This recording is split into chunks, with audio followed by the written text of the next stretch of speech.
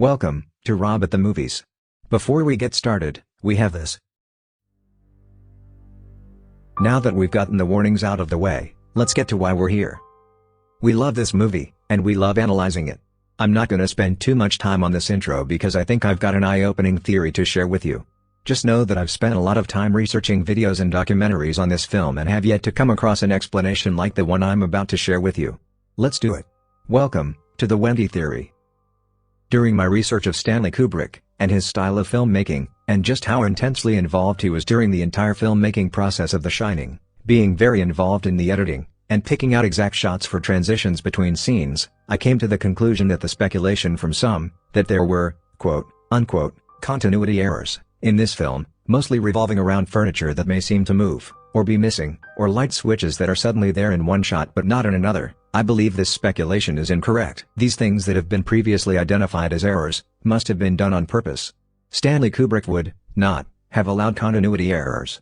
So with that in mind, I re-examined all of the missing furniture, and other things that had been labeled as continuity errors, and looked at them to see if they might mean something else. My analysis led me to Rob Ager and his Creative Learning website. There, he specifically calls out one scene that had a blatant furniture placement error, or it would seem. You can see it here. So, I went back to Tuesday, and re-watched this scene. It's where Wendy interrupts Jack, and he, not so politely, tells her not to interrupt him, when he's in there. Let's analyze.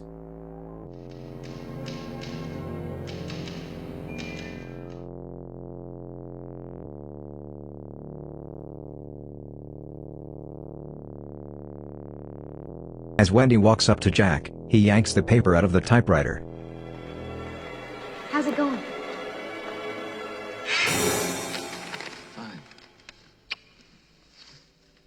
Get a lot written today? Has the conversation with Wendy, and this is where we see Yes. that end table and chair behind Jack disappear in one shot, then reappear in the next. Weather forecast said it's gonna snow tonight.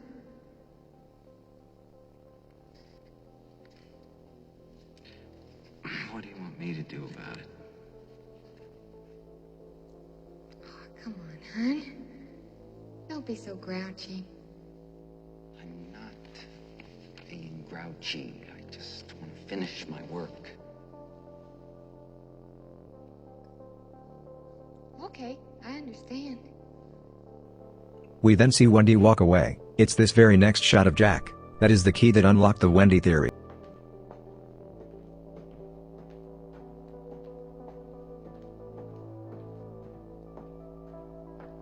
If we look at Jack here, he is not flustered, his hair isn't out of place, and there is still paper in the typewriter, which means he never pulled it out. The key again is the look on his face. This is not the look he should have if he just told his wife to get the F out. No, this is a look of someone that has just witnessed something disturbing. Let's watch again. We see Jack very ticked off, then we see him look up and watch his wife walk out of the room. It will then take me time to get back to where I was. Understand? Yeah. Fine. We're gonna make a new rule. Whenever I'm in here, you hear me typing. Whether you don't hear me typing, what the fuck you hear me doing in here, when I'm in here, that means that I am working. That means don't come in. I think you can handle that. Fine. Why don't you start right now and get the fuck out of here?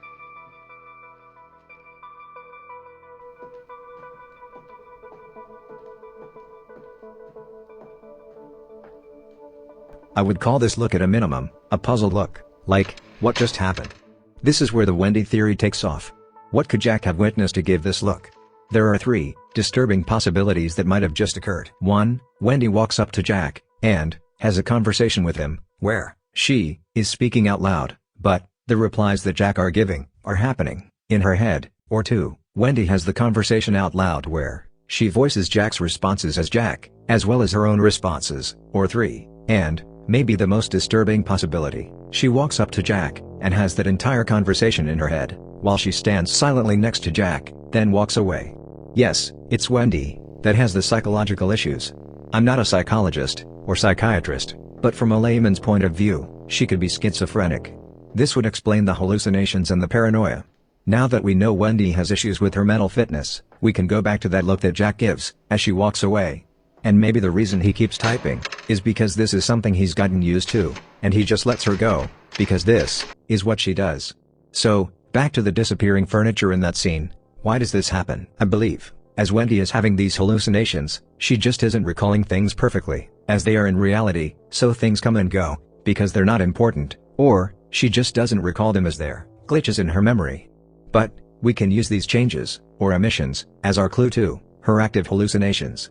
The other important clue I need to mention, that we see when Wendy has these hallucinations, is camera placement.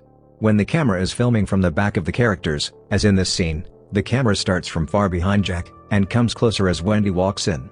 It's as if Wendy is the camera, and she's watching her hallucination unfold. But, this is just one scene, we need more evidence to support this theory. The evidence. So if Wendy is having trouble knowing what is reality, and what is hallucination, how do we, the audience, determine what in the hotel is real ourselves?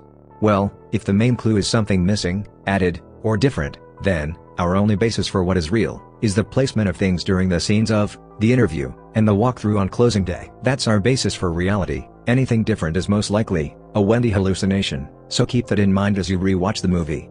Let's go back to that scene we talked about, in the Colorado room. So as Wendy is walking towards Jack, there are several things missing. All of the table lamps are gone, the piece of wood used as a centerpiece is missing, and the carpet and couch in front of Jack's table are gone as well. We know this by comparing the room from the walkthrough. So there are more details that Wendy is leaving out of her hallucinations. Let's look at another scene.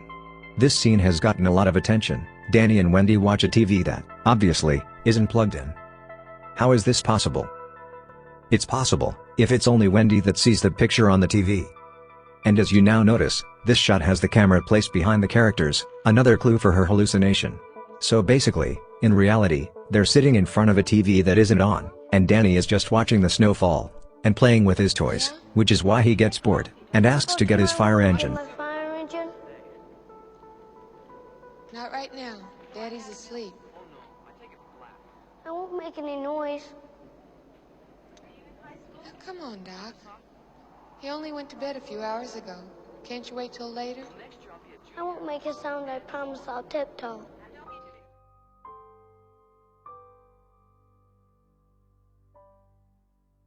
When Danny leaves Wendy's sight, she hallucinates what's happening in the next scene, when Jack talks to Danny in their room.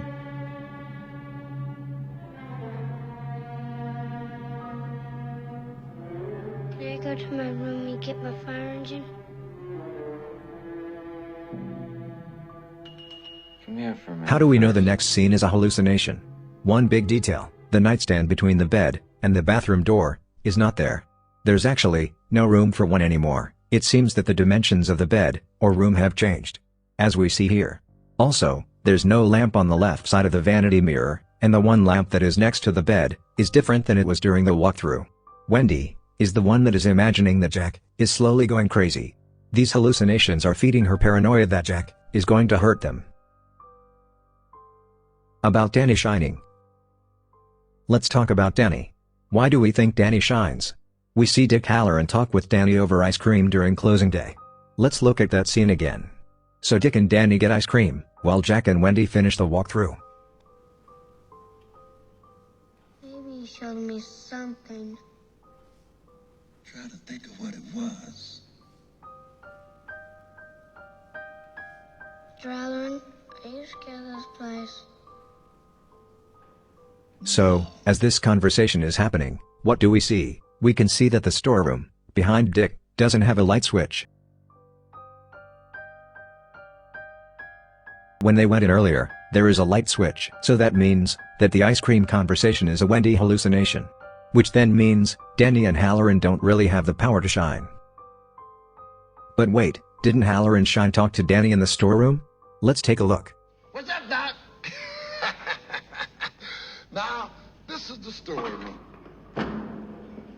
In here, Mrs. Torrance, is where we keep all the dry goods and the canned goods. We got canned fruits and vegetables, canned fish and meats, hot and cold cereals, post toasters, corn. As we see Halloran walk to the second aisle of the room, we see the cans of Tang on the shelf by themselves.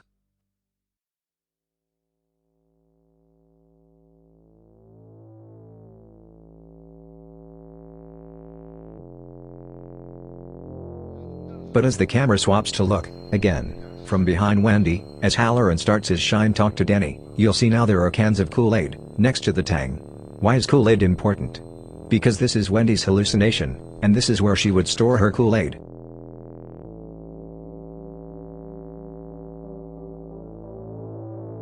Flashback to her apartment, and we see Kool-Aid on her refrigerator. Kool-Aid also pops up again in another scene in the storeroom, as a clue to another hallucination. We then see them walk out, and guess what? The Kool-Aid is gone.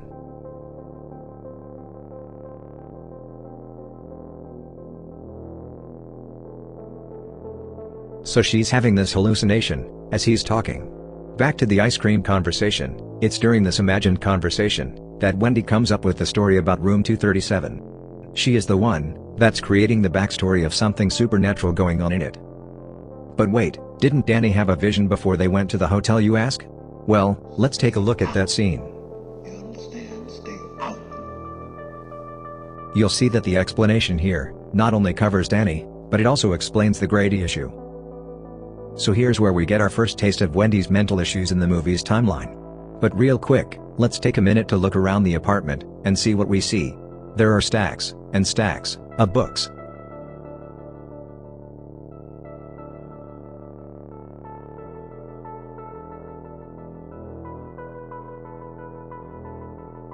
And in an earlier scene, Wendy is seen reading The Catcher in the Rye. This book has a well-known history of, quote, unquote, speaking to people with mental disease. We decide that Wendy is the reader in the house, although some of these books may belong to Jack, due to his being a writer and teacher. The question is, does the unusual number of books add fuel to the imagination of someone that is psychologically unstable? Back to Danny's vision. This first vision happens right after Jack calls Wendy about getting the job. The thing about this conversation is that we don't hear the entire conversation. What I mean is, Jack told Ullman that he was going to tell his wife about the tragedy at the hotel because she was a ghost story and horror film addict. Now, when I imagine Jack relaying this story to Wendy on that phone call, I imagine him telling her about a caretaker years ago named Grady who went crazy, chopped up his wife and two little girls that were 8 and 10, then shot himself. Of course, he tells her this to get her more excited about going to the hotel, like he said he was going to. So, it's right after this conversation that Danny has his first vision. He sees the blood and the two little girls. It's at this time that Wendy starts hallucinating that Danny has a special power. How do we know that this first vision is a Wendy hallucination? Well, Dopey tells us.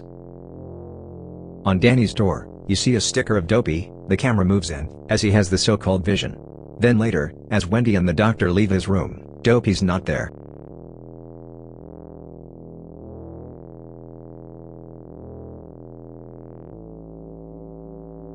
So we know that it was Wendy hallucinating, that Danny was having this vision. Back to the Grady issue. The reason I say that Jack only gave Wendy the man's last name is the reason we hear a different first name for Grady later on. Jack was told by Ullman that the caretaker's name was Charles Grady. Hired a man named Charles Grady as the winter caretaker. But if Jack didn't tell Wendy his first name, then she would be forced to make up a first name for him, and the name she landed on was Delbert Grady. About room 237. As we get to 237, we need to make a quick note about Danny and his tricycle rides. Danny is seen several times on a red tricycle that has one bell on it. But we know, in reality, his tricycle is white, with two bells on the handlebars and a basket, as we see here on closing day.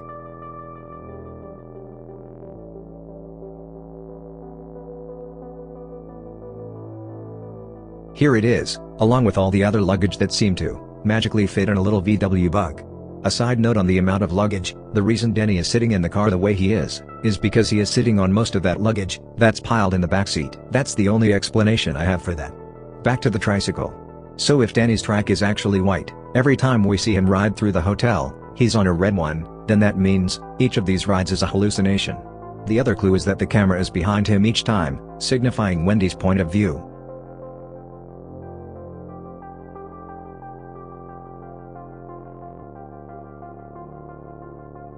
So when he stops here and checks the knob, it's a hallucination.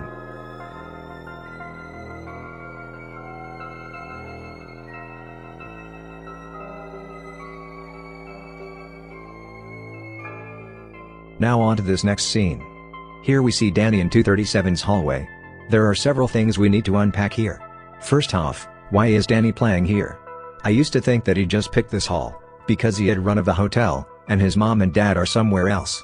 Now I know different. Here's what's really going on. Danny is actually, in reality, playing with his toys in that hallway, not a hallucination. We know it's reality because of the orientation of the carpet pattern. As he's playing, we see that he's in the middle of the hall, and is in the center of one of the octagon shapes, and the brown line is directly in front of him. And this is where the tennis ball rolls to him. This brown line is shown to be in the center of the hallway, and pointing towards 237's direction. The camera then swaps to behind Danny, and this is where we see the carpet pattern change. So this change, and the camera behind Danny, signifies the start of one of Wendy's hallucinations. When we swap back to the front of Danny, the carpet pattern remains changed. This pattern change is important in other scenes as well. Here, where Danny checks the doorknob.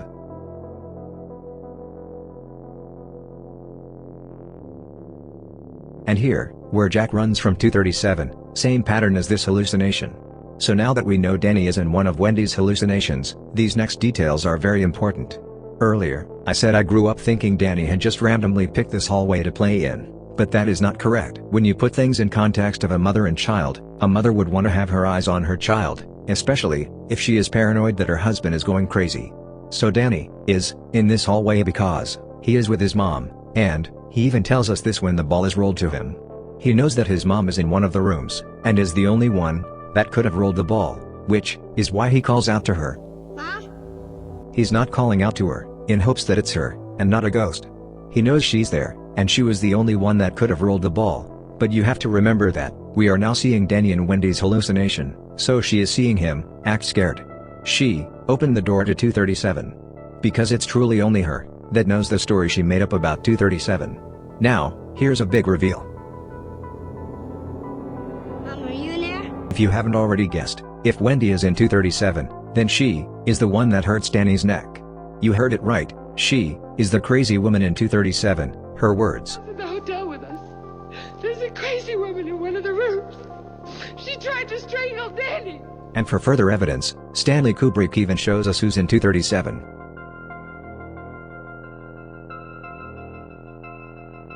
Right here, there she is, Wendy, in the transition. Stanley Kubrick was overly involved with, and meticulously edited this film. He is literally showing us that it was actually Wendy in that room, and she's the one that hurt Danny. Now this revelation leads to expand the Wendy theory even further. If Wendy is capable of hurting Danny in 237, then it would also be true that she hurt him before. But before we get to that, we need to discuss why she is doing this. Not only could she be schizophrenic, but it could be possible that Wendy also suffers from Munchausen syndrome by proxy. Wendy and MSBP. This is the mental disorder that people have. Most of the time you hear about this happening between a mother and her child, where they either tell people that their child is sick, or suffering when they are not, or they actually make them sick, all in order to gain attention of some sort. That's a very basic definition. Anyway, we know of 2 other times where Danny supposedly had an episode, or was injured. That's right, here's another reveal. It wasn't Jack that dislocated Danny's arm. Why do I say this? It's because of how we learn about this injury. This could have all been a made-up story by Wendy, to gain sympathy, or attention. Just one of those things, you know, purely an accident. My husband had been drinking, and he came home about 3 hours late. So he wasn't exactly in the greatest mood that night. And my husband grabbed his arm, you know, to pull him away from him. It's just the sort of thing you do 100 times with a child, you know, in the park or in the streets. But on this particular occasion, my husband just used too much strength and he injured Danny's arm. But if his shoulder was actually dislocated, we now know that it was most likely Wendy that injured Danny, and made up the story of Jack doing it to gain the attention, but not the blame, as a MSBP sufferer might do. The second time we know about is when Danny has his episode as he was brushing his teeth. If you recall the conversation with the doctor about the episode, Wendy said he had at the sink. Danny actually tells it like it is. He said he was brushing his teeth, and the next thing he knows, his mother is saying, wake up, Danny." What's the next thing you remember?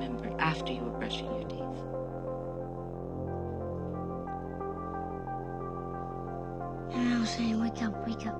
Wake up, Danny, wake up. Now, Danny. Remember, Wendy was hallucinating that Danny was having a vision. What actually happened, in reality is, Danny was talking with Tony, and brushing his teeth, and then his mom comes in, and starts telling him to wake up, but Danny never had the episode, nor the vision. So Danny was right, when he said, my mom just came in and started saying wake up. What about Tony? A quick note about Tony, Danny's imaginary friend. Danny probably does talk with Tony, and Tony may even take over when Danny is feeling overwhelmed. This seems like a coping mechanism that Danny has used to deal with his mother's mental issues over the years. But what is happening is, Wendy is incorporating Tony into her hallucinations, by saying Tony is how Danny uses his shining power. But wait, doesn't Jack confess to Lloyd about hurting Danny?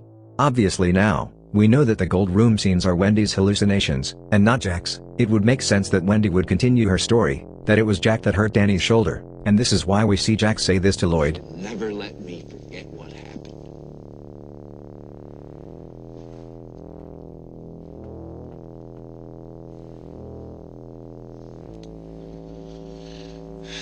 I did hurt him once, okay? It was an accident. Completely unintentional. Could have happened to anybody.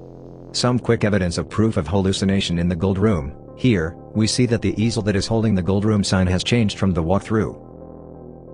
We see that the stage now has several stage additions, and a hanging piece over the stage, not to mention the lights on the tables.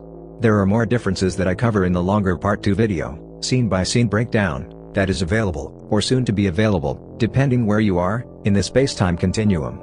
But back to Danny, fast forward to the scene where Danny is walking into the Colorado room with his neck hurt.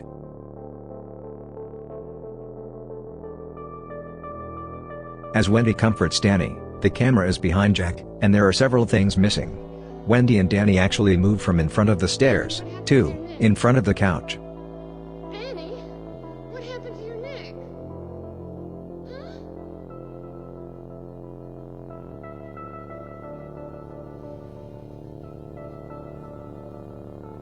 And the carpet in front of that couch is now gone, and the floor lamps by the window sitting areas are gone.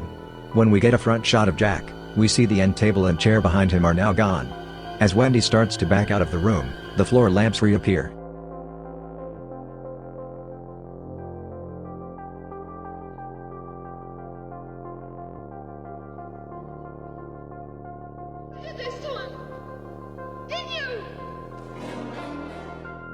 All signs of a fluctuating hallucination. Her hallucinations have now fully convinced her that Jack is the one that hurt Danny, and that Jack is unstable and dangerous. How does Jack look now? So now that we know Wendy is the one having a mental breakdown, what does that mean for Jack? Does this mean Jack is just a loving husband, trying to live a life with a woman with psychological issues? It's looking like it, doesn't it? Back to these hallucinations of Wendy's, what we are seeing is what Wendy is seeing, in her head, but we need to remember that, when people are having hallucinations, the bystanders involved are still there in the true reality, dealing with these psychotic episodes. We'll get to what happens to Jack in a minute. But first, let's tackle another question. Why does Dick Halloran show up? If Danny doesn't actually shine, and doesn't Shine call Dick Halloran here, why does Halloran go to Denver? Well, Mr. Halloran actually tells us the answer to that question.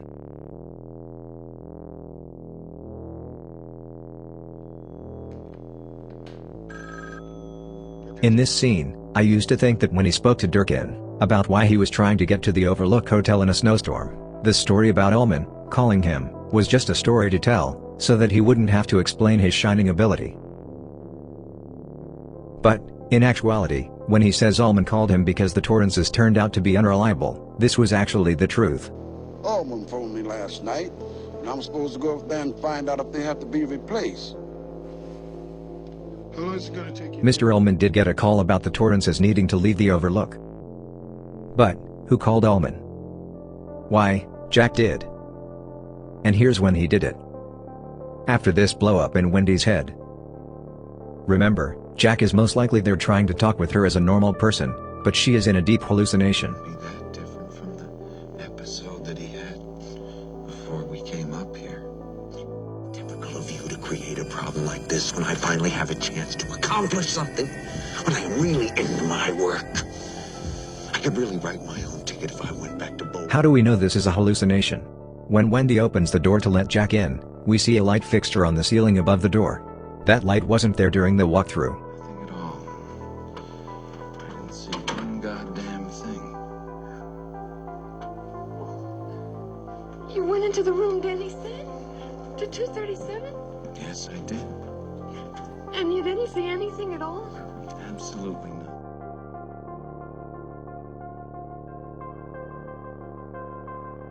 What I think real Jack is saying to her, is that he is going to call Mr. Ullman, to have someone replace them. Maybe, he mentions that he would see if Halloran could replace them. Which is why, in her next hallucination, she has, Delbert Grady mention to Jack, that Danny is trying to contact Halloran. Did you know, Mr. Torrance, that your son is attempting to bring an outside party into this situation? Did you know that?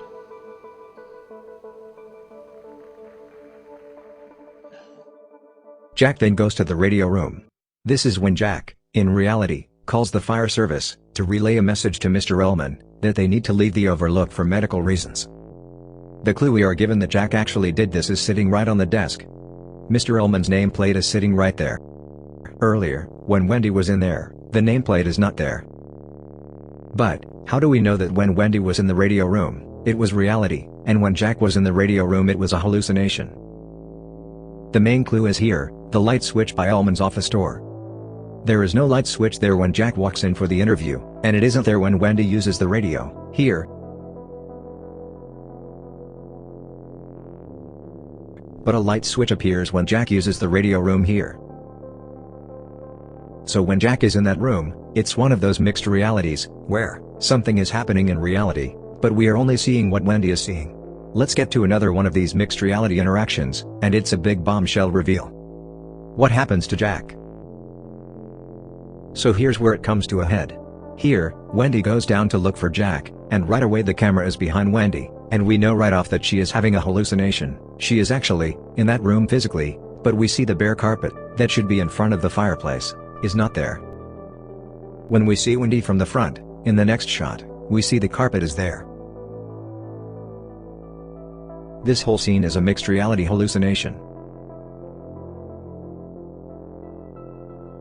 The manuscript that Jack has written is there, but she is hallucinating the all work and no play words on all of the papers.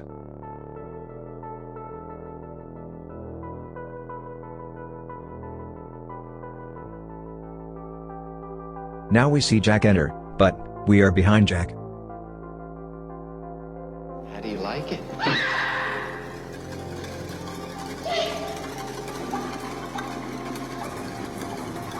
How do you like it? Jack is trying to talk with her in reality, but she's in full hallucinating mode.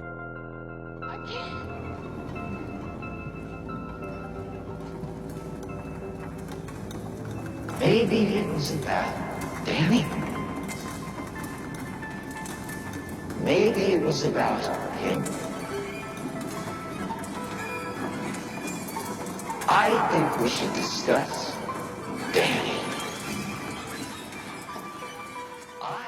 She's holding the bat, so Jack is, in reality, trying to talk her out of her hallucination and is asking for her to put the bat down. To a doctor. You think maybe he should be taken to a doctor? Then, when he reaches for the bat, she, in reality, hits him in the head, and he falls down the stairs.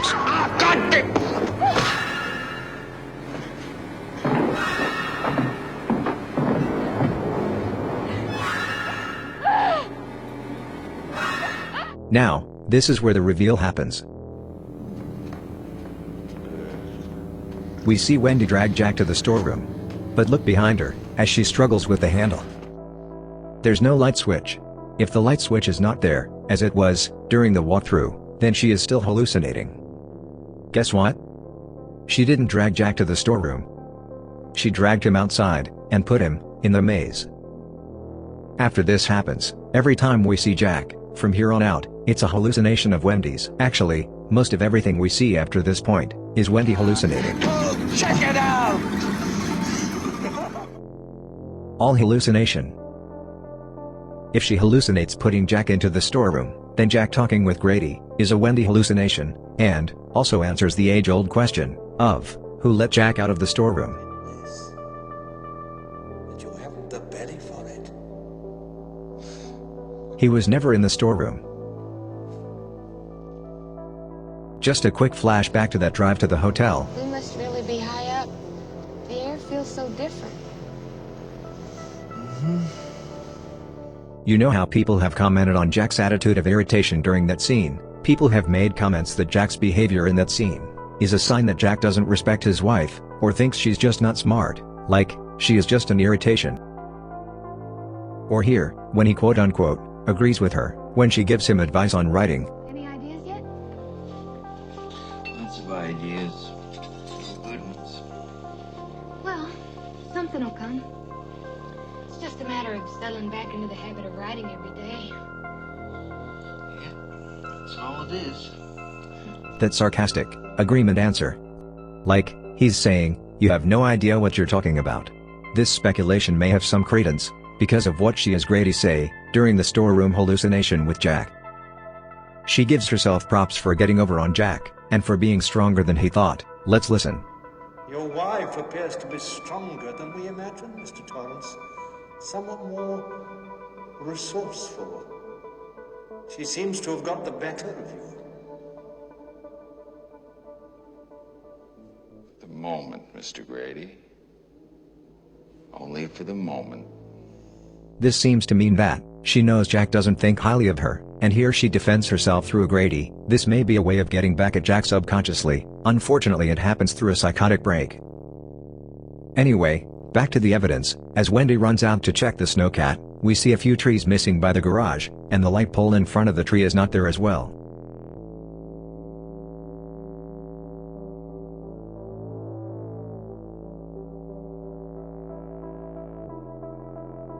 As we see Danny walking toward the bed here, the light on the vanity dresser has a different lampshade on it.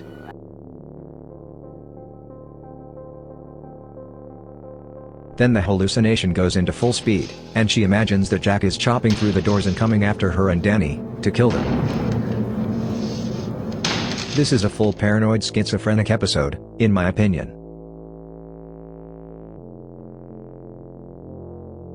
You'll notice that Wendy hears the snowcat first, then Jack hears it. This is the intermingling of reality and hallucination, and she imagines Jack heading down to the lobby.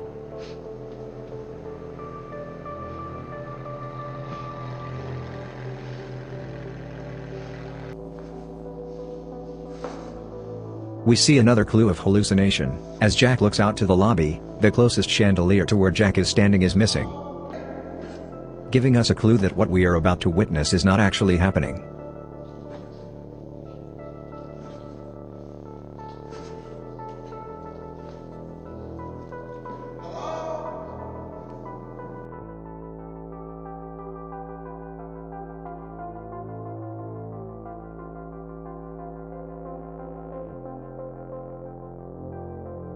Remember, if Jack isn't really there, then Halloran doesn't get killed. As Wendy starts looking for Danny, all these strange things we see happen to Wendy start to make sense, now that we know she's the one that has had a psychotic break. This explains the man in the costume, the blood coming out of the elevator,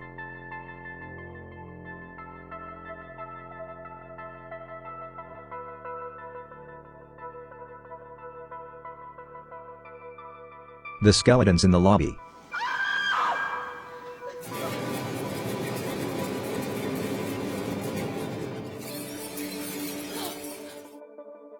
We know she's actively hallucinating when she sees Halloran's body on the floor, because the piece of wood that was on the table behind her is not there.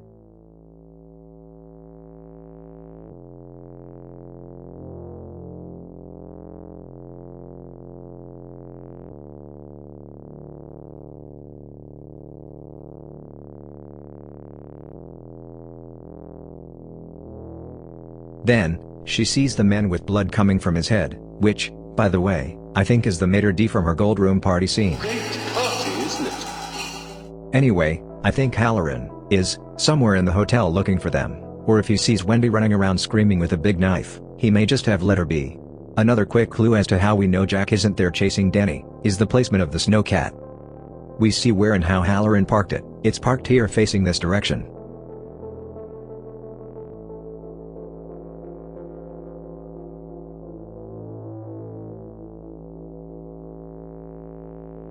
When Jack walks past it, it's facing a different direction.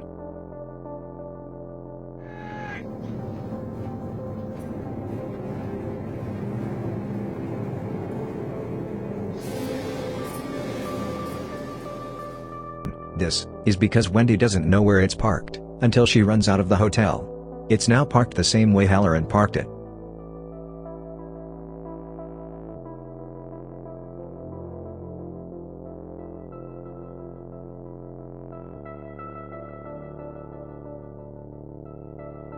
She and Danny get in and steal Halloran's snowcat, leaving Halloran there in the hotel.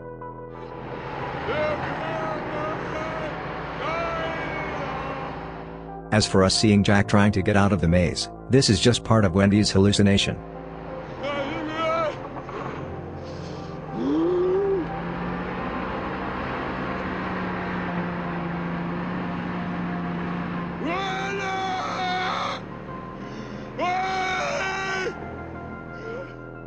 When Jack is shown frozen, you can see that he is covered in more snow than just being there overnight.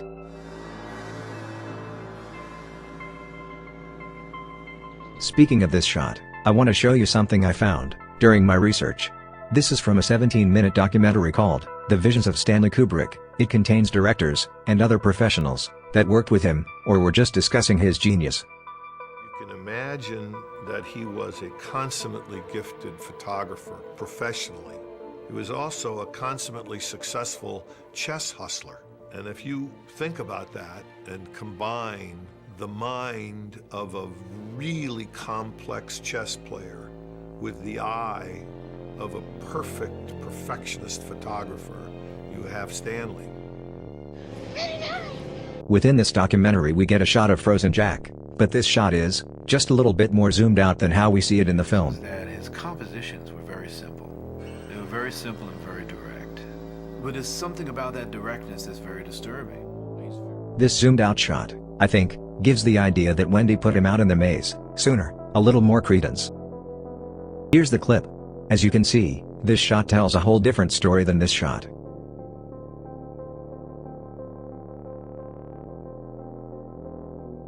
That's a lot of snow. That's not overnight frozen, that's buried in a few feet of snow coverage. At a minimum, it puts into question how long Jack has been out there. I think that with all the provided evidence of the Wendy theory, I believe this shows that Wendy put him out there earlier, and that he froze to death and got buried in the snow. The picture at the end. Now that we know the Wendy theory, the final shot of Jack's 4th of July picture is easily explained. This is Wendy's final hallucination. We know this because the red couch that should be there is not there.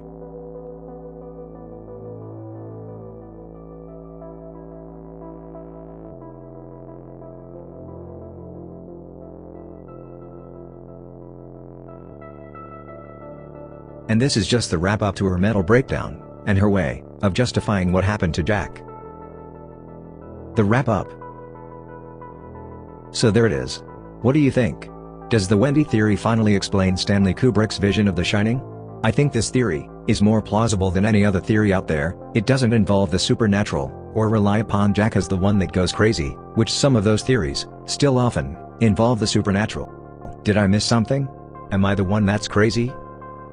Comment below, share this video, let's start a new dialogue about this movie.